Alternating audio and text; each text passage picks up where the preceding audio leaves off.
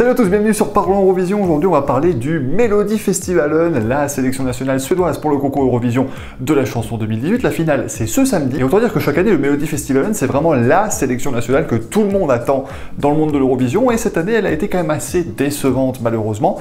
Sur les 28 chansons qui ont été sélectionnées pour participer cette année, sur, je rappelle, plus de 3000 titres à la base. Donc franchement, les gars, ils avaient quand même du choix. Et ben, ils en ont une liste de 28 qui n'est pas la meilleure du monde. On n'a pas de chansons véritablement incroyables. Et surtout beaucoup de chansons qui étaient finalement pas mal. Et honnêtement, on regarde pas le Melodifestivalen pour avoir des chansons pas mal, on regarde le Melodifestivalen pour avoir des chansons qu'on va pouvoir écouter pendant des années et des années après, comme Euphoria, Heroes ou encore plein d'autres titres, et surtout beaucoup de titres qui n'ont jamais réussi à passer le cap de la qualification et à aller à l'Eurovision. Alors, notamment sur les 28, j'aimerais attirer l'attention sur Mariette, qu'on connaît évidemment très bien dans le côté des fans de l'Eurovision, et surtout évidemment dont on attendait énormément, parce que l'année dernière elle avait une chanson absolument formidable, elle n'a fini d'ailleurs qu'à la 4e place, qui était vraiment très décevant. Et cette année, ben voilà, les 3 premières demi-finales étaient vraiment moyennes. On se disait, allez, ça va aller mieux dans la 4e, il y a Mariette, ça va être formidable. Et là, elle arrive, dernière chanson, 28e chanson, ça va tout péter. Et bon, bah, elle nous a vraiment servi une pop vue, revue, re-revue. C'était quelque chose voilà, qu'on a écouté encore des dizaines, des centaines de fois. Ça n'a pas été quelque chose de véritablement incroyable. Et elle qui avait réussi à cultiver un son un petit peu différent toujours, bah là, elle était vraiment rentrée dans le rang. Mais elle reste quand même l'une des favorites parce que finalement, cette année, il n'y a pas grand-chose à se mettre sous la dent au niveau du Melodifestivalen. L'autre grand favori, c'est Benjamin Ingrosso, qui est maintenant vraiment le favori des bookmakers, avec une chanson, je suis désolé, bon bah elle fait un petit peu disco comme l'année dernière, mais déjà je trouve qu'elle est un petit peu moins bien que l'année dernière, et surtout le gros problème c'est qu'il se repose énormément sur les voix préenregistrées. Vous savez, les fameux chœurs préenregistrés, si vous avez déjà vu mes vidéos précédentes sur Destination Eurovision notamment, c'est pas quelque chose que j'adore particulièrement, mais ici vraiment, je ne doute pas du fait qu'il chante très bien, mais on rappelle qu'à l'Eurovision ces chœurs sont interdits, et si vous écoutez vraiment son refrain, on n'entend que ça, c'est-à-dire qu'on n'entend absolument pas sa voix. Alors c'est très joli, c'est sûr, ça fait clip, tout ça, mais est-ce que c'est véritablement ce qu'on attend de la Suède à l'Eurovision ? Je ne sais pas, en tout cas on verra si ça s'impose. Vous verrez à la fin de cette vidéo mon top 3 de cette année au Melodifestivalen. Inutile de dire qu'à mon avis le vainqueur de la compétition ne sera pas dedans, ce qui risque d'être une petite surprise. Maintenant voilà, qui s'imposera cette année, c'est vraiment la grande question, mais en tout cas ce qui est quasiment sûr c'est que la Suède ne gagnera très certainement pas l'Eurovision. Et c'est toujours un petit choc quand on s'en rend compte, parce que vous savez, la Suède c'est quand même le pays de l'Eurovision, c'est le pays qui est à chaque fois dans la lutte, et honnêtement cette année je les vois difficilement arriver dans le top 5 comme ils le font assez régulièrement.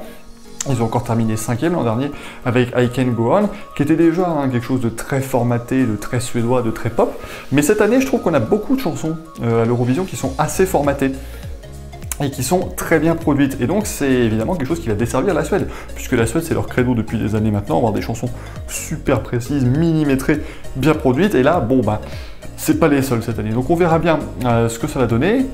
On sait jamais, j'ai vu un article sur un site britannique un petit peu plus tôt dans la journée qui disait attention à Rollins avec sa chanson Fuel Dance, on ne sait jamais, ça peut gagner, vous allez voir.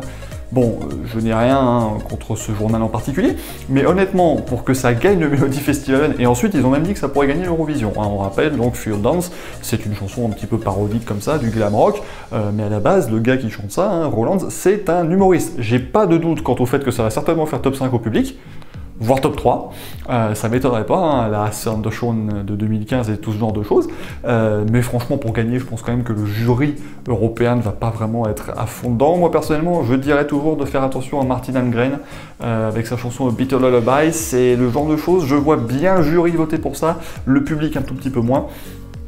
Puis j'espère bon, que Jessica Anderson ne se fera pas complètement ratatiner parce qu'elle a une super chanson quand même cette année, donc j'espère que ça se passera plutôt bien. Mais voilà, on verra ce que ça va donner au niveau de la Suède, mais vraiment il n'y a pas eu quelque chose cette année de véritablement accrocheur je trouve, et on a tous été un petit peu déçus du niveau de la sélection nationale suédoise. J'avais presque l'impression que Destination Eurovision c'était plus le Melodifestivalen que le Melodifestivalen lui-même, donc autant vous dire que ça a été une sacrée surprise, mais bon.